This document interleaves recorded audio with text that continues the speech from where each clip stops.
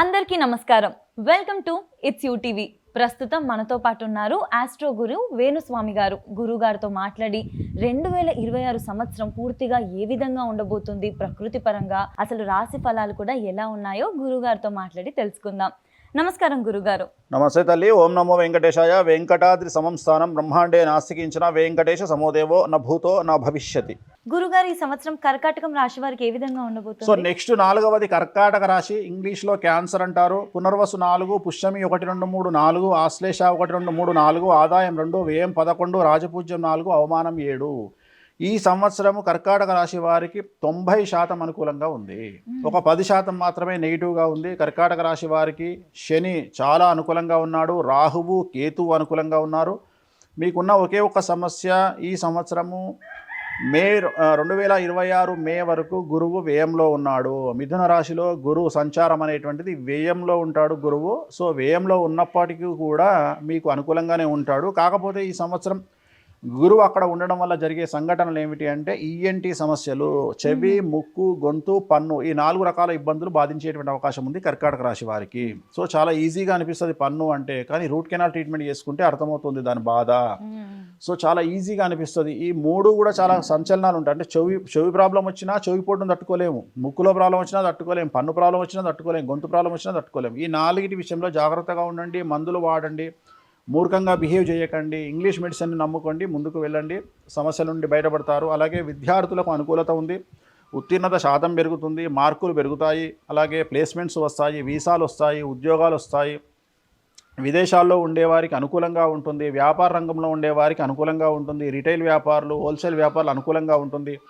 రైతులు, అన్ని రంగాల్లోని రైతులు, అన్ని పంటలు పండించే రైతులు ఏ పంట పండించినా ఈ సంవత్సరం అనుకూలమైన ఫలితాలు ఉంటాయి. 2 పంటల దిగుబడి రాబడి పెరుగుతుంది. ఉద్యోగస్తులకు ప్రమోషన్లతో కూడిన బదిలీలు ఉంటాయి, పై అధికారుల మన్ననలు ఉంటాయి. స్త్రీలకు ఈ సంవత్సరం చాలా అనుకూలంగా ఉండబోతా ఉంది. ఇంట్లో శుభకార్యాలు నిర్వహిస్తారు. మీరు ఏది చెబితే ఇంట్లో వాళ్ళు అదే ఫాలో అవుతారు. సో మీరు కమాండర్గా ఉంటారు. ఈ సంవత్సరము కర్కాటక రాశి వారికి చాలా అనుకూలంగా ఉండబోతా ఉంది. కళాకారులకు, క్రీడాకారులకు అనుకూలంగా ఉంటుంది. రాజకీయ నాయకులకు విపరీతంగా అనుకూలంగా ఉంటుంది. కానీ రాజకీయ నాయకులు 60 సంవత్సరాలు పైబడిన వారికి ఈ సంవత్సరం ఆరోగ్యపరమైన ఇబ్బందులు ఏర్పడతా ఉన్నాయి కాబట్టి జాగ్రత్తలు తీసుకోండి. ఈ సంవత్సరం శ్రీకాళహస్తి దేవాలయంలో గురు దక్షిణామూర్తి వద్ద పసుపు రంగు పూలతో పూజించండి, అర్చన చేయించండి. వచ్చేటప్పుడు ఒక పుష్పాన్ని, ఎల్లో కలర్ పుష్పాన్ని తీసుకొచ్చి ఇంట్లో పెట్టుకోండి, మీకున్న సమస్యలన్నీ తొలగిపోతాయి. గురుగారు, సింహరాశి వారికి ఏ విధంగా ఉండబోతుంది? సో నెక్స్ట్ సింహరాశి, ఇంగ్లీష్లో లియో అంటారు. మఖ 1, 2, 3, 4 పాదములు, పుబ్బ 1, 2, 3, 4 పాదములు, ఉత్తర 1వ పాదము, ఆదాయం 5, వ్యయం 5, రాజపూజ్యం 7, అవమానం 7. సో ఇందాక చెప్పినట్లుగా సింహరాశి వారికి అష్టమ శని నడుస్తూ ఉంది, జాగ్రత్తగా ఉండాలి. గురువు వ్యయంలోకి రాబోతూ ఉన్నాడు, శని 8లో ఉన్నాడు. శని, గురువు, రాహు, కేతువు 4 గ్రహాలు నెగిటివ్ పొజిషన్లో ఉన్నాయి. చాలా జాగ్రత్తగా ఉండండి. ఈ సంవత్సరం పెను సంచలనాలు ఉండబోతూ ఉన్నాయి. ఇంట్లో పెను సంచలనాలు ఉంటాయి. కష్టపడేటువంటి పరిస్థితులు కనిపిస్తూ ఉన్నాయి. తల్లి మూలకమైనటువంటి ఆరోగ్యపరమైన ఇబ్బందులు ఉంటాయి. సో కళాకారులు, క్రీడాకారులకు అవకాశాలు కోల్పోతారు. అవకాశాలు వేరే వారికి వెళ్తాయి. మీకు రావాల్సిన అవార్డులు, రివార్డులు వేరే వాళ్ళకి వెళ్తాయి. రైతులకు మొదటి పంట అనుకూలంగాను, 2వ పంట వ్యతిరేకంగాను వస్తుంది. సో 2వ పంట దిగుబడి, రాబడి తగ్గుతుంది. అలాగే పౌల్ట్రీ ఫాము మరియు చేపలు, రొయ్యలు పండించే వారికి ఈ సంవత్సరం సమస్యలు ఉండబోతూ ఉన్నాయి. అలాగే ఈ సంవత్సరం వ్యాపార రంగంలో ఉండే వారికి ట్యాక్స్ల పరమైన ఇబ్బందులు ఉంటాయి. ఉద్యోగస్తులకు ఈ సంవత్సరము ఈ సిబిఐ లేదా సిఐడి అలాంటి కేసులు ఏర్పడతాయి. కారాగార వాసం కనిపిస్తూ ఉంది. అలాగే కాంట్రాక్టర్లకు ఈడీ పరమైన ఇబ్బందులు ఉంటాయి. స్త్రీలకు ఈ సంవత్సరం భార్యాభర్తల మధ్యన గొడవలు లేదా ప్రేమికుల మధ్యన గొడవలు, ఎడబాటు అనేటువంటిది కనిపిస్తూ ఉంది. సో జాగ్రత్తగా ఉండండి. ఈ సంవత్సరం సింహరాశి వారికి సంబంధించినటువంటి రెమెడీ కనుక తీసుకున్నట్లయితే వీరు మంగళ, గురు, శనివార నియమాలు పాటించండి. అంటే మంగళవారం ఎరుపు రంగు, గురువారం ఎల్లో కలరు, శనివారం ఎల్లో రంగు దుస్తులు ధరించినట్లయితే సమస్యల నుండి బయటపడతారు. అలాగే తిరునల్లార్ శనీశ్వర ఆలయంలో ప్రత్యేకమైన శని పూజ నిర్వహించడం ద్వారా సమస్యల నుండి గట్టెక్కుతారు. గురుగారు, మరి ఈ సంవత్సరం కన్యా రాశి వారికి ఏ విధంగా ఉంటుందంటారు? సో నెక్స్ట్ రాశి కన్యా రాశి, ఇంగ్లీష్లో వెర్గో అంటారు. ఉత్తర పల్గుని 2, 3, 4 పాదాలు, హస్త 1, 2, 3, 4 పాదములు, చిత్త 1, 2వ పాదము, అలాగే ఆదాయం 8, వ్యయం 11, రాజపూజ్యం 3, అవమానం 3. ఈ సంవత్సరం కన్యారాశి వారికి చాలా చాలా చాలా చాలా అనుకూలంగా ఉంది. కన్యారాశి వారికి ఉన్నటువంటి ఒకే ఒక్క పెద్ద సమస్య కనుక తీసుకున్నట్లయితే భార్యాభర్తల మధ్యన ఎడబాటు అనేటువంటిది కనిపిస్తూ ఉంది. భార్యాభర్తల్లో గొడవలు కనిపిస్తూ ఉన్నాయి. ఈగోకు వెళ్ళడము, సెల్ఫ్ రెస్పెక్ట్ అనుకోండి, ఈగో అనుకోండి, ఒకళ్ళకు ఒకళ్ళు గొడవలు పడి విడిపోయే వరకు మాట పెరిగే అవకాశం ఉంది. ఈ ఒక్క విషయంలో మీరు కాంప్రమైజ్ అవ్వండి. భార్యలకు కాదు భర్తలకు చెప్తా ఉన్నా, కన్యారాశిలో ఉండేటువంటి భర్తలు భార్యలతో కాంప్రమైజ్ అవ్వండి.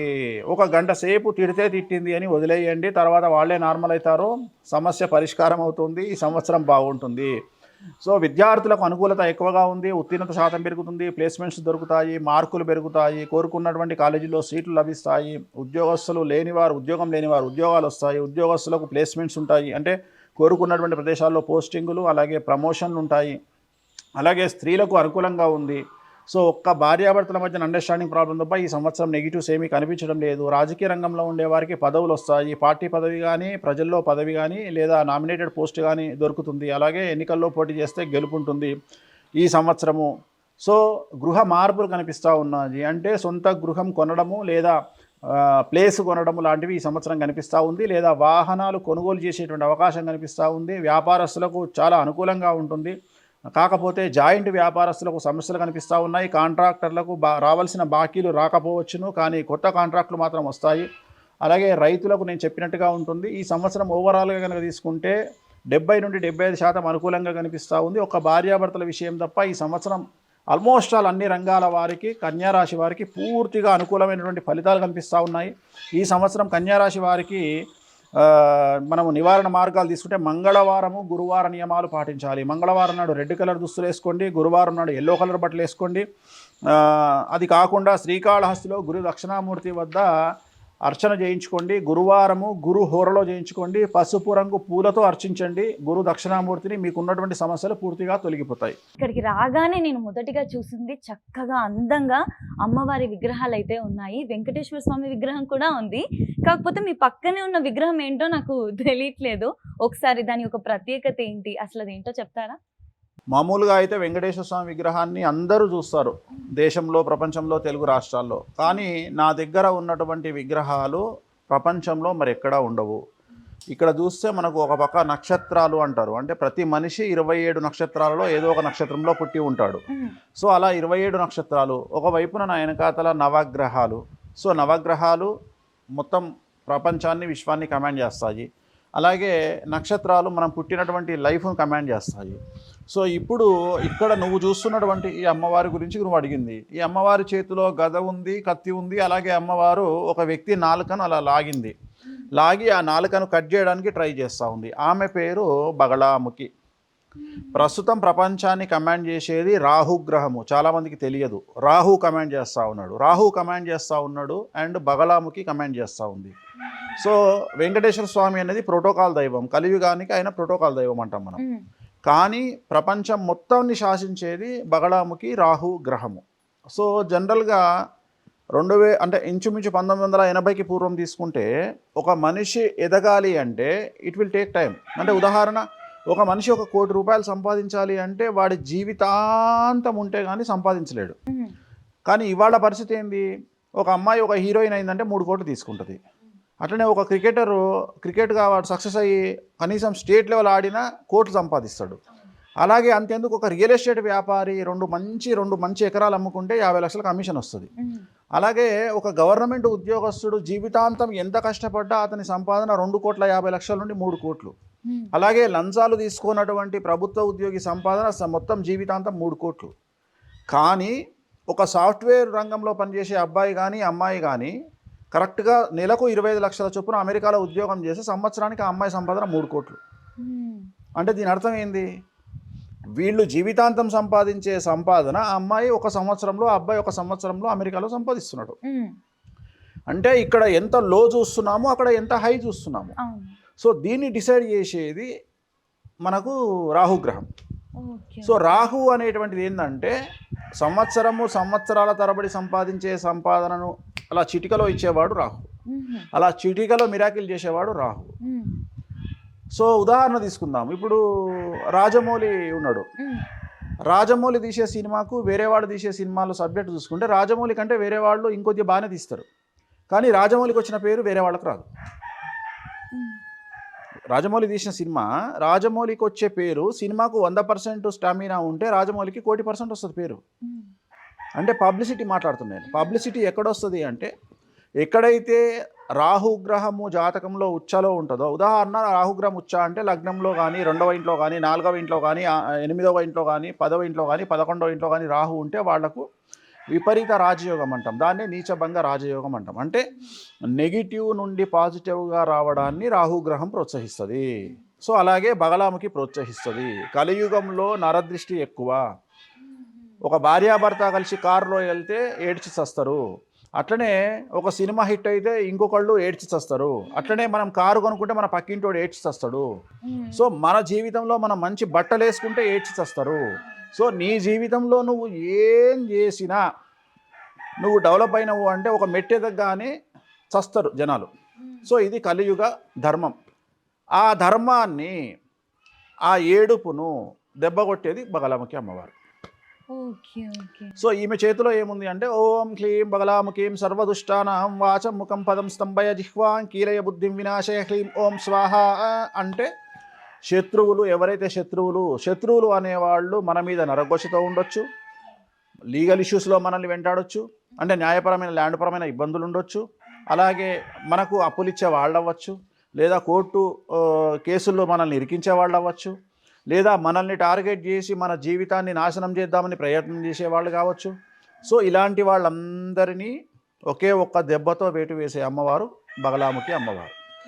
ఈమెని పూజిస్తే, ఈమెను ఎవరైతే పూజిస్తారో వాళ్ళ జోలికి వెళ్ళొద్దు అని శాస్త్రాలు చెప్తున్నాయి. సో బగలాముఖి అమ్మవారిని ఎవరైతే వామాచారంలో పూజిస్తారో, వామాచారము అంటే నేను చేసే ప్రాసెస్, నేను చేసే పూజలలో నాన్ వెజ్ ఉంటుంది, లిక్కర్ ఉంటుంది. సో అందుకని అలాంటి పూజలు చేసే వాళ్ళ జోలికి వెళ్ళకండి అని చెప్తుంది. అలాగే ఈ అమ్మవార్లను పూజించే వాళ్ళకు కూడా ఎక్స్ట్రీమ్ పవర్స్ ఉంటాయి. ఉదాహరణ నెగిటివ్ నుండి పాజిటివ్లోకి వెళ్తారు వాళ్ళ లైఫ్లో. ఉదాహరణ మిరాయి సినిమా చూస్తే మిరాయిలో మంచు మనోజు బగలాముఖి ప్రయోగాన్ని చేస్తాడు. ఎప్పుడైతే బగలాముఖి ఆ సినిమా స్టార్ట్ అయిందో అప్పటి నుండి మంచు మనోజ్ ఫ్యామిలీలో గొడవలు స్టార్ట్ అయినాయి. నువ్వు చూసుంటావు ఆల్రెడీ టీవీలో, వాళ్ళ ఫ్యామిలీలో, మంచు ఫ్యామిలీలో. సో దానికి కారణం బగలాముఖి అమ్మవారు. అంటే నిన్ను సమాజంలోకి అలా తీసుకెళ్తుంది, చాలా ఎక్స్ట్రీమ్గా తీసుకెళ్తుంది, కానీ నెగిటివ్గా తీసుకెళ్తుంది, కానీ అల్టిమేట్గా నేను తీసుకెళ్ళి టాప్లో కూర్చోబెడుతుంది. అంటే నువ్వు ఆ వెళ్ళే ప్రాసెస్లో నీకు భయం ఉంటుంది. అంటే ఒక రాకెట్లో నువ్వు రీచ్ అయ్యే పొజిషన్, సునీత విలియమ్స్ ఉంది, రాకెట్లో వెళ్ళిన తర్వాత స్పేస్లోకి రీచ్ అయ్యే వరకు ఏదైతే ఫియర్ ఉంటుందో ఆ ఫియర్ను ఎప్పుడు కోల్పోతావు నువ్వు అంటే స్పేస్లో రీచ్ అయిన తర్వాత కోల్పోతావు. అప్పుడు నీకు పేరు స్టార్ట్ అవుతుంది, ఓ సునీత విలియమ్స్ తోపు. అట్లనే నీ జర్నీ అంతా కొద్దిగా వైబ్రేట్ అవుతూ ఉంటుంది. బట్ ఏదైతే డెస్టినేషన్ ఉందో ఆ డెస్టినేషన్కి రీచ్ అయినాక నువ్వు ప్రశాంతంగా గడపవచ్చు. సెలబ్రిటీ స్టేటస్, ఆ సెలబ్రిటీ స్టేటస్ని ఇచ్చే అమ్మవారు బగలాముఖి. అలాగే మనకున్న శత్రువులను చీల్చి చెండాడే అమ్మవారు బగలాముఖి. వాడు ఎంత పెద్ద తోపు శత్రువు అయినా సరే వాడికి చుక్కలు చూపించే అమ్మవారు బగలాముఖి.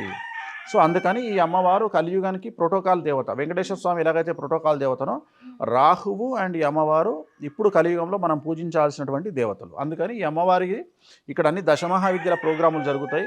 సో ఈ విగ్రహాలు ప్రపంచంలో మరి ఎక్కడా ఉండవు, నా దగ్గర మాత్రమే ఉంటాయి. పంచలోహ విగ్రహాలు ఎక్కడా లేవు ఇవి.